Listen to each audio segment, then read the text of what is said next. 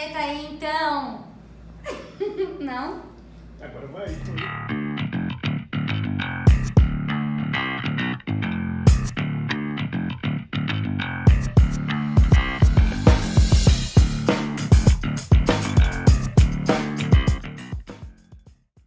Então, galera, a gente está aqui, professor Jadowski, professora Bárbara, né? Pessoa ansiosa, não quer nem começar o vídeo se apresentando.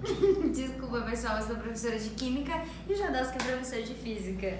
E hoje a gente vai falar um pouco da física e da química da luz e das substâncias. Então, quando a gente fala no início do estudo de ondas, a gente fala muito de índice de refração, diferentes materiais.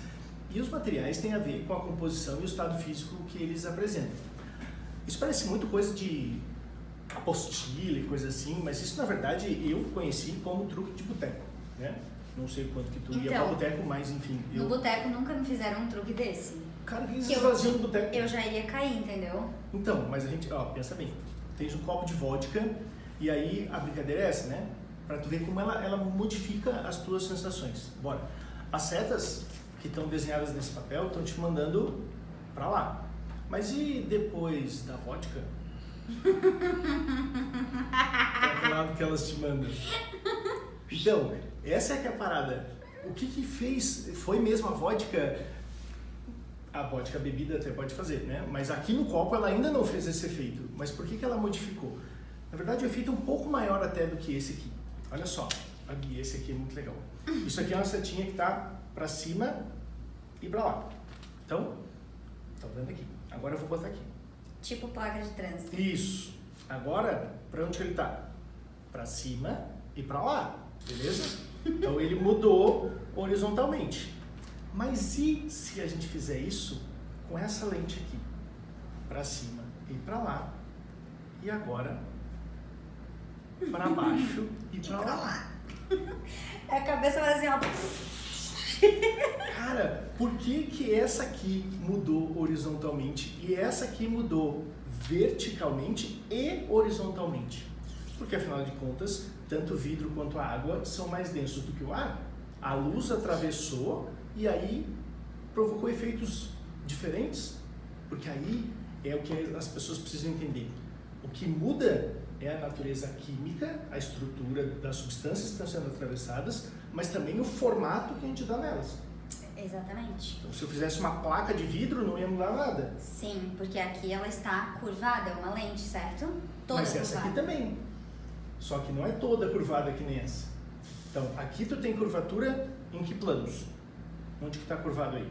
Em cima e dos lados, né? Então, ela é um pedaço de uma esfera. Uhum. E aqui? Só tem curvatura aqui. O resto ela é reta nesse plano vertical, né?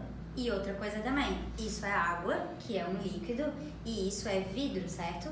E o vidro é totalmente diferente do líquido. O vidro a gente diz que ele é um sólido amorfo, bem diferente então de um sólido cristalino, né? O formato que eles se rearranjam são diferentes. Mas né? não o formato da peça, o não, formato lá da estrutura. Quimicamente, isso. Se a gente pudesse olhar lá dentro a estrutura molecular mesmo, então no líquido, né, as moléculas de água ali, elas vão ter as pontes de hidrogênio entre elas, né? E já aqui no sólido amorfo, a gente faz uma cristalização diferente, né? E aí por isso se rearranja diferente, a gente não dá tempo disso aqui se cristalizar bonitinho e virar um sólido perfeito cristalino.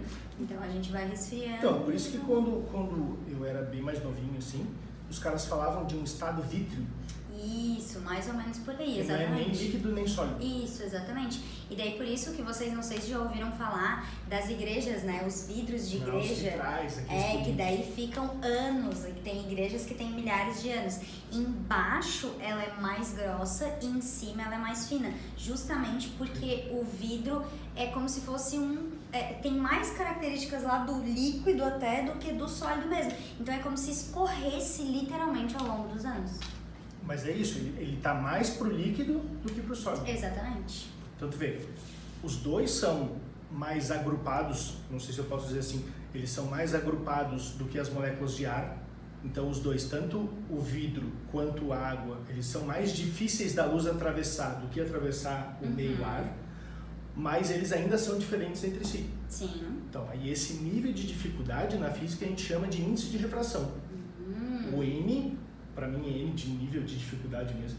Então, o índice de refração fala do quanto é difícil a luz atravessar. Então, assim, aqui na água, ela tem um índice de 1,33. Ou seja, a velocidade da luz diminui 1,33 vezes. No vidro, do que no ar, tu disse. do que no ar, comparado com o ar. E o vidro tem um índice de refração em média de 1,51. Já aumentou. Mais difícil, então ele diminui mais a velocidade. Então, cada substância vai ter um nível de dificuldade por conta dessa agregação. Aí tu falou que isso aqui é um sólido amorfo, mas que outro sólido que tem?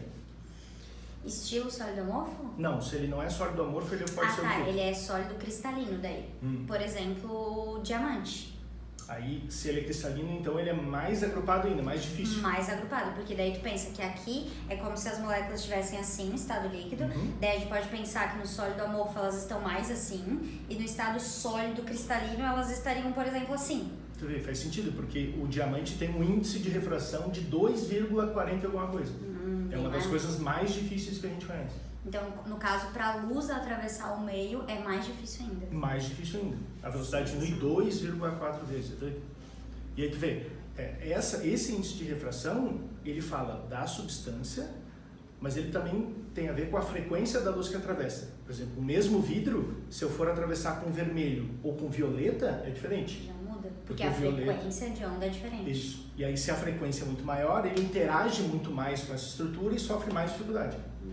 Então isso é bem pergunta de prova, assim. Sensacional, pergunta de vestibular. Do que depende o índice de refração? Então depende da estrutura, ou seja, quimicamente do que ele é composto, da fase que ele ocupa e da frequência que atravessa. E também podemos dizer, não sei se estou errado não, mas da estrutura aqui, como a gente viu, está curvado aqui em cima, dos lados, não. Não influi no índice de refração, mas aí influi no quanto que ele vai modificar a passagem final da luz. Entendi. Que aí vai ter a ver com as lentes convergentes, divergentes, que aí vão depender do formato. Entendi. Mas tem um negócio que eu quero mostrar que eu acho muito legal, que são substâncias que são diferentes, mas têm o mesmo comportamento óptico, o mesmo comportamento para a passagem da luz. Por exemplo, pegar uma pipeta e vou colocar ela mergulhada aqui dentro d'água. Então vou encher ela de água e mergulhar aqui. Então vocês devem estar enxergando a pipeta mergulhada aqui dentro d'água. Porque entre a água e o vidro da pipeta tem uma diferença. E como tem diferença, a gente consegue perceber onde é que acaba um e começa o outro. Sim. Tem reflexão, tem refração. Então tudo isso permite que a gente veja essas mudanças. Porque o índice de refração do vidro e da água aqui são diferentes. Isso. Perfeito. Agora a gente vai fazer a mesma coisa, só que dentro da vaselina. E a vaselina tem um índice muito próximo do vidro. Então a gente diz que eles são praticamente iguais. E a ideia é que você não esteja vendo mais nada. Cara, é sensacional isso. Então a luz passou sem diferença, sem a gente conseguir perceber onde termina a vaselina e começa o vidro. E continuou tudo a mesma coisa. A vaselina é um líquido também, só que ela já é um líquido mais viscoso, né? Então a viscosidade da vaselina e da água é diferente. Então essa viscosidade aí da vaselina faz com que ela tenha ali provavelmente uma estrutura às vezes mais parecida com o próprio vidro daqui do que com a água. E então, consequentemente, o índice de refração delas ali são quase iguais. Isso aí. E aí a luz passa como se fosse tudo o mesmo meio. A gente chama isso de continuidade óptica, porque ela continua como se fosse uma coisa só. Sensacional. Demais, né? Parece mágica. Demais. Valeu, galera!